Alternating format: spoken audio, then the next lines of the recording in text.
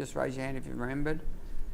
I'm very keen to get this stuff back. It's really very helpful, and I would have been able to feed you back.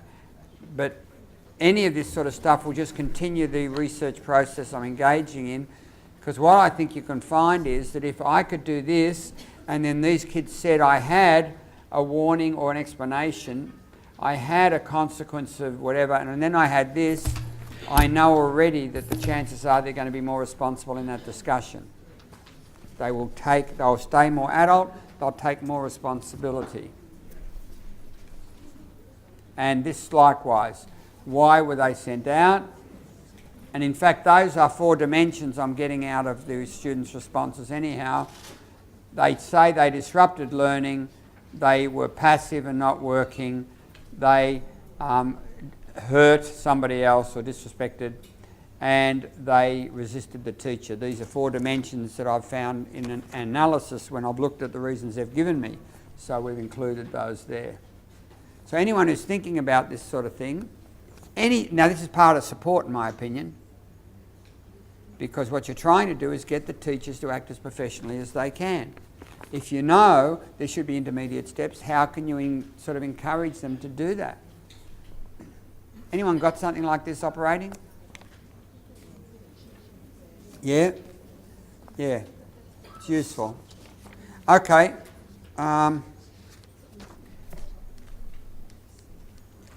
These things are intuitively logical, right? When I've surveyed teachers, about 300 teachers, they're just intuitively logical anyhow. Anyone who's been out there just knows. And the teachers you know that are having trouble, you know don't do this, generally. They just don't.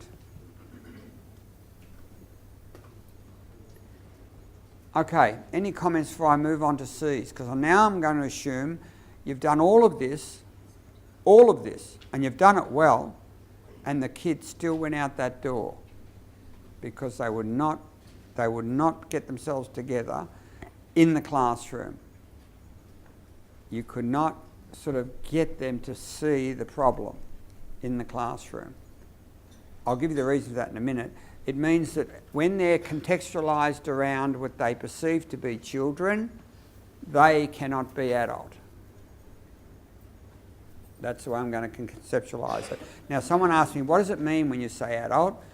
The adult person is a person who is logical, dispassionate. That's a part of you. The adult part of you is logical, dispassionate, responsible.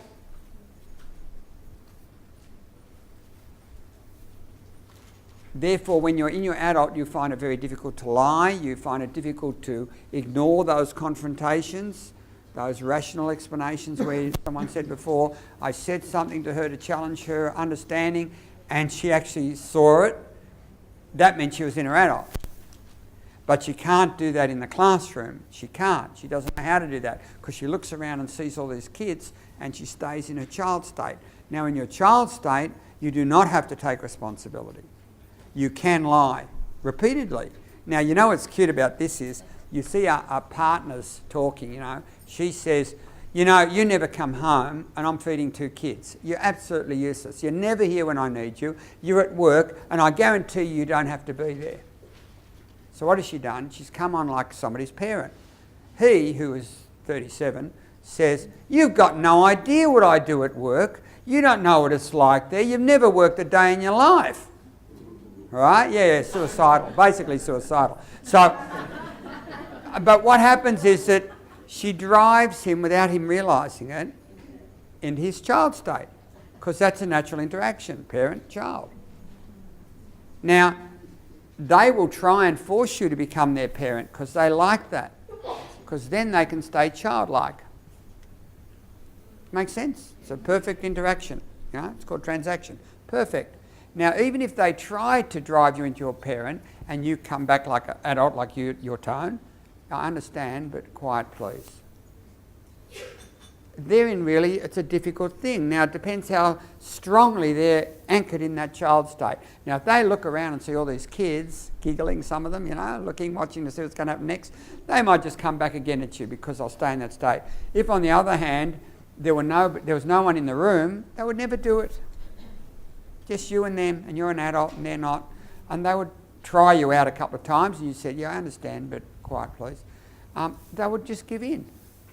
They would come back to their adult state and they'll be fine. And we can do this very quickly in our own personal lives. And when you see people interact badly at work, you can guarantee yourself somebody's not functioning out of their adult. It's without question. You know, because adults do make sense. They'll find a compromise. It'll work out. We'll figure out how to do this thing. So that's what we're going to do now. We're going to take the kid out of the classroom, away from all those child sort of stimuli, and try and hook that adult. One-on-one. So it's not like you can send them somewhere to be fixed by some other parent figure, because that's not going to work either, because they'll stay childlike and they'll agree. A child can say, yeah, you're right, I won't do it, and know exactly they're going to do it the next time they get a chance.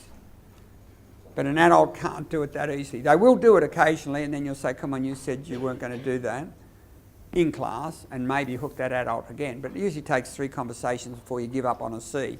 So a C kind of behaviour means that they have to be exited or isolated and dealt with one-on-one. They cannot get their act together.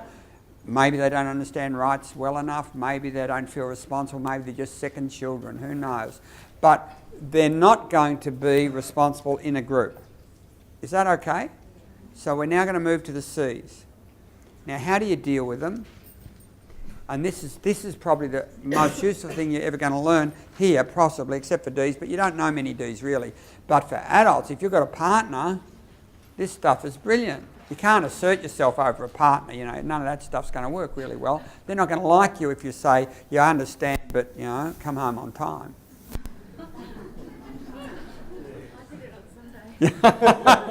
Well, yeah, it's not likely to work with an adult, because if you assert yourself over an adult, you are taking up parent position basically, even though it sounds adult. You're saying, I understand, but you'll do this. If you won't do this, I'll do this to you. Well, you know, that's not exactly it. So we're going to shift gears now. So we're going to bring this kid in to a conversation one-on-one. And we're going to try... Now, you know the best way to get someone feeling good about being in their adult? Nurture them. Everyone knows if you want to talk to your adolescent kid, you drive them somewhere, right? You do something for them, because then you connect. So I had a principal who got in a lot of trouble once because she'd been to my summer school, so she introduced a little jar of hard-boiled lollies on her desk. And they were deliberately hard-boiled because she wanted them to take a little bit of time. So whenever a kid was sent to her to be fixed, she would say, look, I haven't quite got the time I need at the moment, but I'll tell you what, just have one of these and I'll get back to you. And the kid would sit there and eat this hard-boiled lolly. Now, when she came back, he was hers, you know, right there. Anything she wanted. It was so easy for her. And the teachers hated it. The teachers hated it. They didn't think it was fair. She was undermining them. The kid should have been beaten up, not fed lollies, you know. And it was just so interesting to see their reaction. And yet it was so successful. But that's sort of playing hard. We're not going to do that. So what are we going to do? We're going to go through I think it's 7 or 8 step process. And the hardest part of this is to distinguish really in your mind between C's and D's. And I want to do that now, so I'm going to have to dig into here.